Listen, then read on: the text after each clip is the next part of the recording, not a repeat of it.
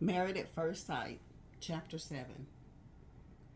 Zachary got into the Rolls Royce and instructed in a husky voice, "Don't forget to bring around the economic car I bought." It was a facade to fool his wife. What was his wife called again? Oh, right. What's the name of the missus again? Zachary could not bother to dig out the marriage license. Oh, it was likely Gran did not return it to him after he showed her. Anyhow, the marriage license was not with him. The bodyguard replied, "The young missus is Serenity Hunt. She's 25 this year. You might want to remember that." Mr. Zachary had an exceptional memory, but when it came to people who he was not fond of, he jammed them out. This was especially true with women. He probably would not know the lady's name even if they met every day.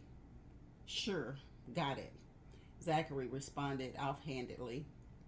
Judging by Zachary's tone, the bodyguard knew he would not be bothered to learn the young Miss's name. Refusing to waste more mind on Serenity, Zachary slumped against the seat and rested his eyes.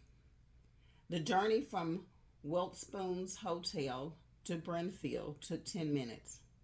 With the luxury sedan stopping at the nearby gate, Zachary proceeded to drive the car into the neighborhood.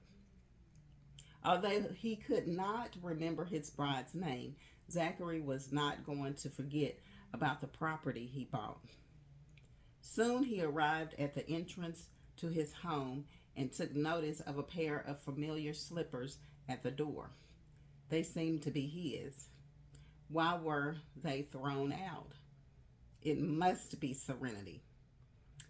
Doing a slow burn, Zachary saw the tension in his face.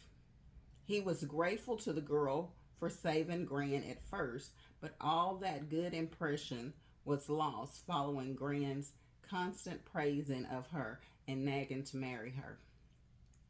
Now Zachary believed Serenity was a cunning person.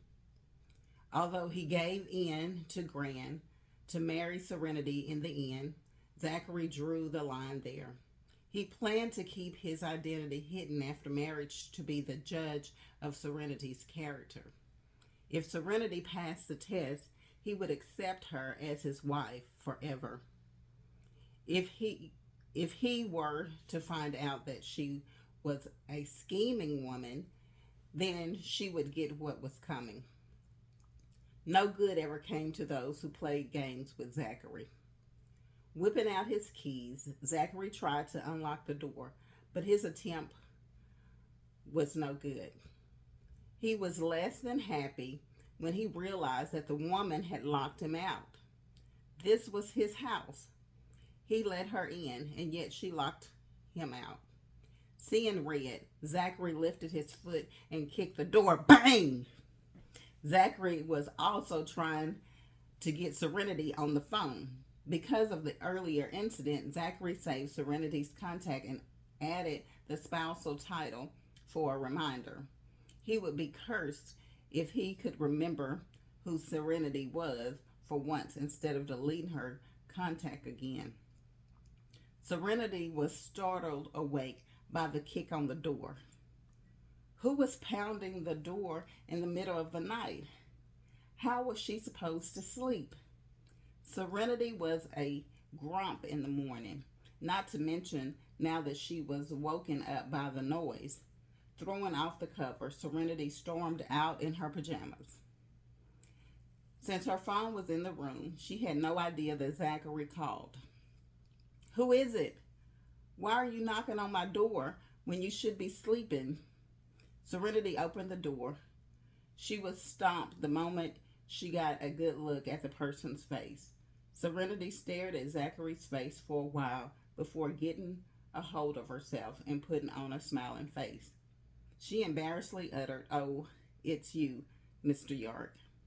Zachary's rage was already at an all-time high as she did not pick up his call.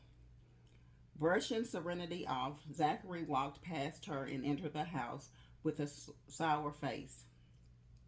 This was the after effect of Marion at first sight. She popped her head out the door to look. It was a good thing the neighbors were not awakened by Zachary's vigorous lambing. Spotting the slippers by the door, Serenity bent over to put them back inside the house before locking the door behind her. I got home at midnight. I thought you wouldn't be coming back since you weren't home by then. That's why I locked the door, Serenity explained. I was alone at home, so I thought I should put your slippers at the door just to be safe. People will know there's a man in the house if they see a man's slippers. They wouldn't dare try anything. No bad guys scared Serenity as she practiced self-defense. Nevertheless, it did not stop Serenity from putting home safety measures into place. Sitting on the sofa, Zachary stared at her with penetrating eyes. The nights in October were chilly to begin with. Not only did Serenity feel the chill from his piercing glare, but winter was also brought forth. It was freezing. I'm sorry, Mr. York. Serenity brought his slippers over and placed them by his feet while apologizing. She should have called to ask if he was coming back.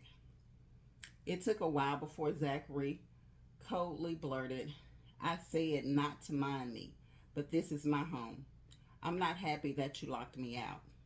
I'm sorry, Mr. York, I'm sorry. Next time I'll call in advance to check if you're coming back. I'll lock the door if you have no plans to return. After a brief silence, Zachary uttered, I'll inform you when I'm going on a business trip. I'll be home every day unless I tell you otherwise. Don't call me. I'm a busy man. I don't have time to take your tiresome calls. Oh, Serenity answered. Whatever he said then.